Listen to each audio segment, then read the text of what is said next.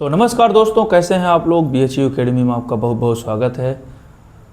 आज हमारी NCERT book class 10 जो चल रही है, जिसमें हमने क्लास नंबर 17 कंप्लीट कर लिया। आज हम क्लास नंबर 18 की ओर चलेंगे। दो चर वाले रैखिक समीकरण में एलिमिनेशन मेथड चल रही है। कौन सी मेथड चल रही है? विलोपन विधि। कुछ समीकरण हमने दिया था, 4 समीकरण। समीकरण 1, समीकरण 2, समीकरण 3, समीकरण 4। समीकरण युग। ये समीकरण युग में 1 है, ये 2 है, ये 3 है, 4। दो चर वाले रैखिक समीकरण युग्म को हम विलोपन विधि से सॉल्व कर रहे हैं। किस विधि से सॉल्व कर रहे हैं? विलोपन विधि। तो विलोपन विधि से हमने फर्स्ट नंबर क्वेश्चन को क्लास नंबर 17 में कंप्लीट किया, सेकंड नंबर क्वेश्चन को। आज हम थर्ड और फोर्थ को सॉल्व करेंगे। कौन से क्वेश्चन को? थर्ड नंबर और फोर्थ नंबर। अब थर्ड नंबर क्वेश्चन को देखिए। इस क्वेश्चन को आपको पहले व्यवस्थित करना है। क्या करना है? व्यवस्थित करना है। व्यवस्थित करने के बाद इसको विलोपन विधि से सॉल्व करना है। कौन से विधि से? विलोपन, एलिमिनेशन विधि, विलोपन विधि। ठीक। दो चर रैखिक समीकरण को सॉल्व करने की 10th में ये जो चैप्टर चल रहा है, 3 विधियां हैं। कितनी विधियां हैं? 3। पहला ग्राफिकल मेथड, दूसरा सब्स्टिट्यूशन मेथड, तीसरा एलिमिनेशन मेथड। ठीक। विलोपन विधि, प्रतिस्थापन विधि और ग्राफी विधि। ग्राफी विधि को हमने 3.1 में अच्छे सॉल्व किया है। सब्स्टिट्यूशन, विलोपन विधि, प्रतिस्थापन विधि को हमने भी सॉल्व किया है। ठीक। अब हम चल रहे हैं विलोपन विधि। तो पहला क्वेश्चन विलोपन विधि से हमने सॉल्व कर दिया था। सेकंड, थर्ड क्वेश्चन को देखिए। पहली बात तो व्यवस्थित नहीं है, तो आपको इसको व्यवस्थित करना पड़ेगा। क्या करना पड़ेगा? व्यवस्थित। हल नंबर थर्ड। देखिए थर्ड नंबर क्या है प्रश्न। थर्ड नंबर प्रश्न बोला है 3x - 4y - 4 बराबर 0। कितना है? 3x - 5y - 4 बराबर 0। अब आपको इस समीकरण को एक नाम नहीं देना है, व्यवस्थित नहीं है। दूसरा समीकरण क्या है? 9x बराबर 2y + 7। ये भी व्यवस्थित नहीं है। जब तक व्यवस्थित नहीं होगा उसको आप फर्स्ट और सेकंड नाम नहीं देंगे। ठीक। पहले इसको आपको व्यवस्थित करना पड़ेगा। व्यवस्थित करने का मतलब, जैसे देखिए इसको उठाइए, 2x उतर आया, 3x, ये -5y। ठीक। अब ये -4 उधर जाएगा, कितना हो जाएगा? +4 होगा। ये -4 उधर जाएगा, बराबर को उधर जाएगा तो +4। अब देखिए समीकरण व्यवस्थित हो गया। जैसे इस पहले प्रश्न को देखिए, x + y = 5 व्यवस्थित था, तो अब ये व्यवस्थित हो गया। अब दूसरे समीकरण को व्यवस्थित करिए, तो 9x उतर आया, कितना? 9x। ठीक। अब ये +2y इधर आएगा, क्योंकि x y साथ में रहेंगे, अचर राशि तीसरी राशि उधर जाएगी। तो 9x, ये +2y इधर आया तो -2y। इधर 7 बचा, कितना बचा? 7। समीकरण 2। अब ये दोनों समीकरण व्यवस्थित हो गए। क्या है कि जो प्रश्न है, प्रश्न वाला क्या किया, थोड़ा समीकरण को इधर उधर कर दिया, अव्यवस्थित कर दिया। पहले हम इनको व्यवस्थित करेंगे। व्यवस्थित करने के बाद हम ही विलोपन विधि लगाएंगे। पहले समीकरण को आप क्या करेंगे? व्यवस्थित। व्यवस्थित करने के बाद ही आपको विलोपन विधि लगाना पड़ेगा। अब आप इस प्रश्न को देखिए। हमने आपको बताया था कि समीकरण 1, विलोपन विधि का मतलब है समीकरण 1 और समीकरण 2। ठीक। विलोपन का मतलब एक पद को विलुप्त करना। विलोपन विधि का मतलब क्या होता है? किसी एक पद को विलुप्त करना। आपको एक पद को विलुप्त करके x y के मान निकालने हैं। x y क्या है मेरे भाई? वेरिएबल है। x y क्या है? वेरिएबल है। तो आप देखिए, अगर आपको दोनों को विलुप्त करना है, एक पद को विलुप्त करना है, तो दोनों को एक जैसे बनाना पड़ेगा। दोनों कैसे बनाना पड़ेगा? एक जैसे। ये देखिए 3x है ना, ये 9x, कैसे एक जैसे बनेंगे? अगर हम ऊपर वाले में 9 का गुणा कर दे और नीचे वाले में 3 का, तो जब उसमें 9 × 3 = 27 और नीचे 3 × 9 = 27, एक जैसे बन जाएंगे। यानी समीकरण 1 में किसका? ऊपर वाले में नीचे का, तो नीचे किसका? 9 का। और समीकरण 2 में, अब 2 में ऊपर वाले गुणा करेंगे 3 का गुणा करने पर, किसका? 3 का गुणा करने पर। चलिए करिए। ठीक। समीकरण 1 उतार लीजिए, 3x - 5y = 4। ठीक। ये आपका समीकरण 1 है। इसमें किसका गुणा करेंगे? नीचे वाले का, 9 का। किसका गुणा करेंगे? 9। अब समीकरण 2 देखिए क्या है? समीकरण 2 क्या है? 9x - 2y = 7। ये आपका समीकरण 2 है। तो समीकरण 2 में किसका करेंगे? ऊपर वाले का गुणांक। तो ऊपर वाले गुणांक कितना है? 3। अब आपको पता चल जाएगा कि इन दोनों का क्यों गुणा किए हैं। देखिए 9 × 3 = 27, 9 × 3 = 27x, ये माइनस, हम भी माइनस, 9 का इससे भी गुणा, इससे भी गुणा, उससे भी गुणा, तो 9 पर 9 45 भाई, कितना 45 भाई।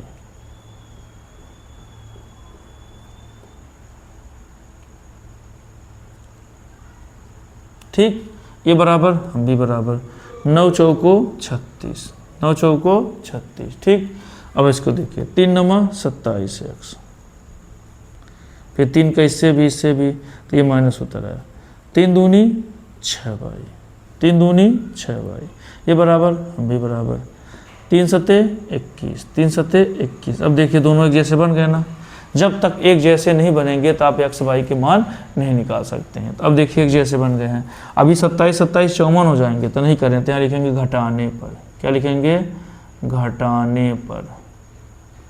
घटाने का मतलब सबका चिन्ह बदलना, घटाने का मतलब क्या होता है चिन्ह, यहाँ कुछ नहीं, प्लस प्लस उल्टा माइनस, माइनस उल्टा प्लस, प्लस यहाँ कुछ नहीं, प्लस प्लस उल्टा माइनस। देखिए प्लस 27 माइनस 27 गए, एक पद विलुप्त हो गया, एक पद क्या हो गया, विलुप्त। तो विलोपन विध पढ़ रहे हैं, कौन सा विध पढ़ रहे हैं, विलोपन विध। अब देखिए, अब 45 बाई कर्जे में है 6 है, कर्जे में प्लस, तो प्लस माइनस क्या होते हैं, घटते हैं बड़े वाले का चिन्ह। तो 45 बाई कर्जा है, 6 ठो प्लस है, 6 ठो भर दिए, कितने 45 में 6 भर दिए, कितना है मेरे भाई 39 बाई, कितना आया 39 बाई, बराबर। ठीक, अब इसको देखिए, 36 प्लस है ऋण, तो 36 में 21 जाएगा, कितना बचेगा, 6 में 1 गए 5, 6 में 1 गए 5, 3 में 2 गए 1, कितना बचा 15, कितना बचा 15। ठीक, यहाँ पे 39 बाई ये कितना बचा 15। ठीक, अब आप क्या करेंगे, थोड़ा प्रश्न को मिलाइए, प्रश्न को ही गड़बड़ नहीं लिखा गया है। प्रश्न क्या है मेरे भाई, 3x माइनस 5 वाई माइनस 4 बराबर 0। ठीक, फिर कितना है 9x प्लस 2 वाई बराबर 7, 9x बराबर 2 वाई प्लस 7। प्रश्न तो ठीक है, तो 3 5 15, 13 39, तो माइनस 3.3 नंबर। ठीक, 9 बटे,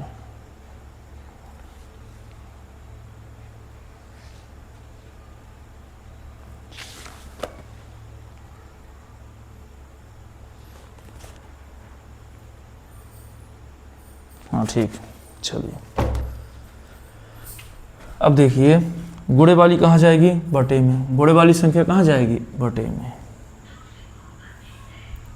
कितना है, माइनस बाई बराबर 15 बटे 39, माइनस को भी लेते जाइए, सब चलेगा। गुणे वाली कहाँ जाएगी, माइनस 39 गुणे वाली बटे में, क्योंकि हमको बाई का मान निकालना है। तो बाई का मान कितना है, इसको अब 15 बटे 39, पहली बात तो माइनस ऊपर चला गया, अब इसको 3 से काटिए, 3 पचे 15 और 13 त्या 39। देखिए 3 पचे 15, 3 एक कम 3, 3 तिकाई 9। तो बाई का मान कितना है मेरे भाई, माइनस 5 बटे 13। बाई का मान कितना आया, माइनस 5 बटे 13। ठीक, हमने x का मान, बाई का मान निकाला, x का मान। अब इस बाई का मान आप कहीं भी रख दीजिए, चाहे 1 में रख दीजिए चाहे 2 में, तो x का मान निकल आएगा। तो समीकरण 1 में बाई का मान रखने पर, समीकरण 1 में बाई का मान रखने पर, चलिए रखिए, पहले देखिए समीकरण 1 कहाँ है, ये है 3x माइनस 5 बाई बराबर 4। ठीक, अब यहाँ पे आप क्या करेंगे, बाई का मान रखेंगे, तो बाई का मान कितना है, माइनस 5 बटे 13। 5x उत्तर आया, ये माइनस 5 बाई, सॉरी 3x है। ठीक, ये माइनस 5।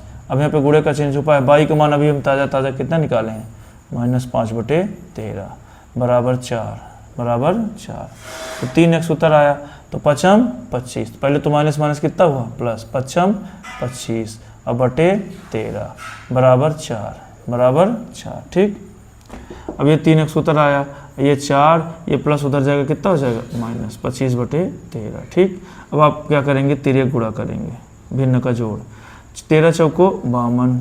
ठीक, 25 एक कम 25 और 13 एक कम 13। ठीक, तो चलिए घटाइए, कितना बचा, तो 3x बराबर 52 में 25 गए, 2 में 5, 12 में 5 गए 7 और 2 में 3, 4 में 2 गए 2, तो कितना बचा 27, 27 बटे 13।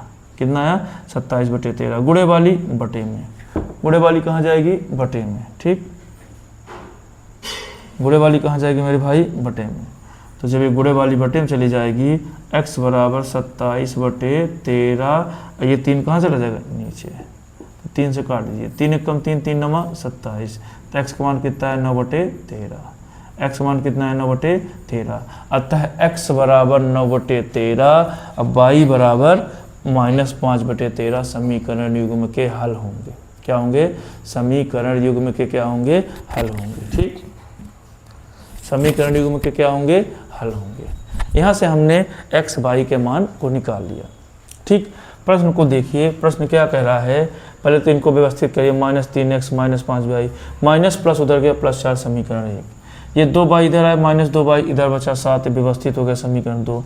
अब आप समीकरण 1 में नीचे वाले का गुणा, समीकरण 2 में ऊपर वाले, तो 1 में 9 का गुणा, 9 में 3 का गुणा, देखिए 3 नमा 27, 9 पन्ना 45, 9 चौको 36, 3 नमा 27, 3 दूनी 6, 3 सते 21, सबका चिन्ह बदल दीजिए, प्लस है तो माइनस, माइनस है तो प्लस, प्लस है तो माइनस। ठीक, 27 27 गए। ठीक, 45 में 6 गए 39, क्योंकि बड़े वाले का चिन्ह, 36 में 21 गए 15, गुणे वाली बटे में, तो 5 से काट दीजिए। किससे काटेंगे, 3 से, 3 पचे 15, 3 रहते हैं 39, तो कितना है मान, -5/13। बाई का मान कितना आया, -5/13। इस बाई को मान को उठा के कहाँ रखेंगे, समीकरण 1 में। तो रखिए समीकरण 1 कहाँ है, 3x - 5y बराबर 4, 3x - 5y बराबर 4, तो ये 3x है।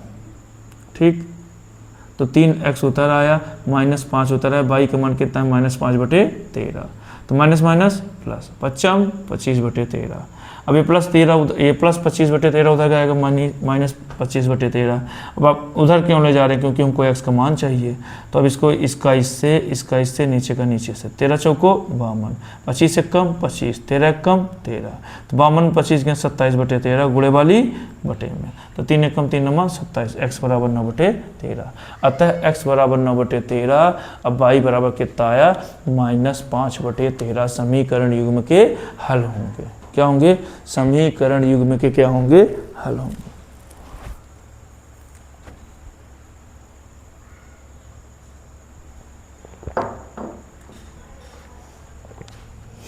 ठीक, अब हम चलते हैं लास्ट क्वेश्चन की ओर, चौथा नंबर।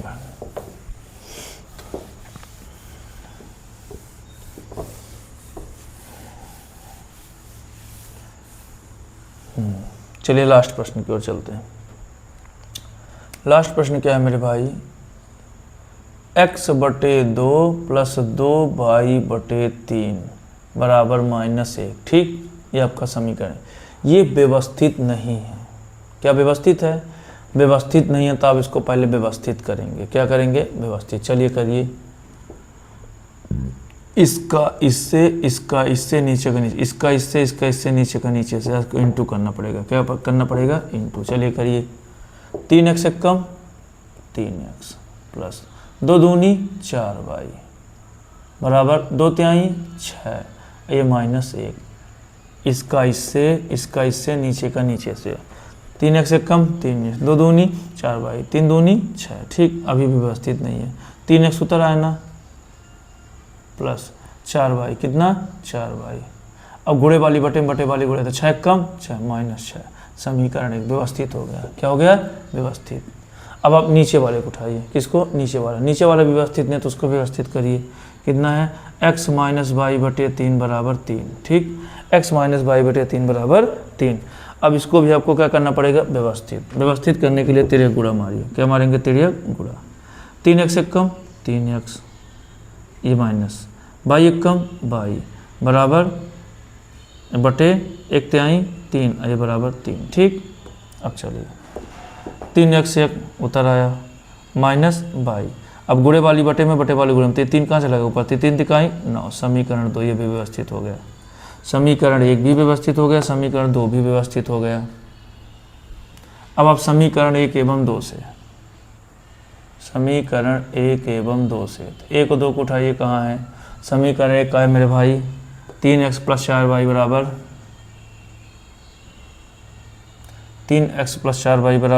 -6। ठीक, ये देखिए।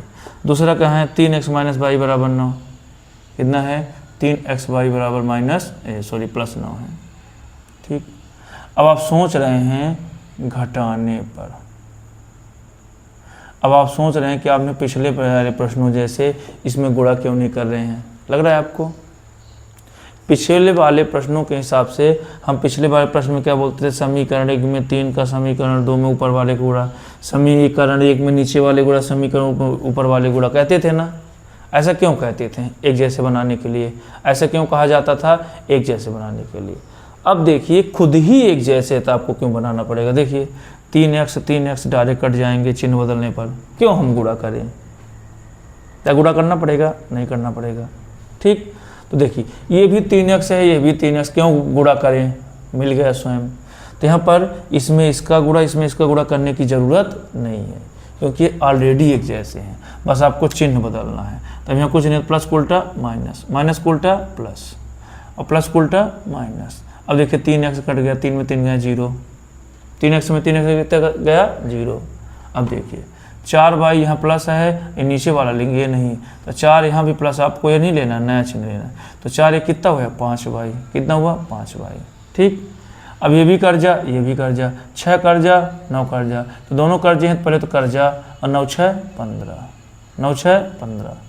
अब गुणे वाली कहाँ जाएगी, बटे में, तो गुणे वाली कहाँ चलेगी 5 में, 5 एक कम 5 5 आई 15, तो y बराबर कितना आया, y बराबर कितना है, ये माइनस तो हम भी माइनस। ठीक, 5 एक कम 5 आई 15, तो y का मान कितना है मेरे भाई -3, y का मान कितना आया -3, y का मान -3 आया।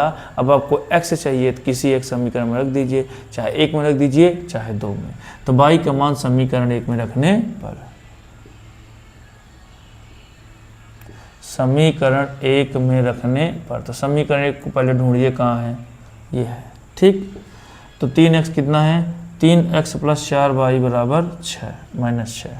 चलिए y का मान रखिए, ये 3x तो हम भी 3x + 4, y का मान कितना है मेरे भाई -3 है, कितना है -3 बराबर -6।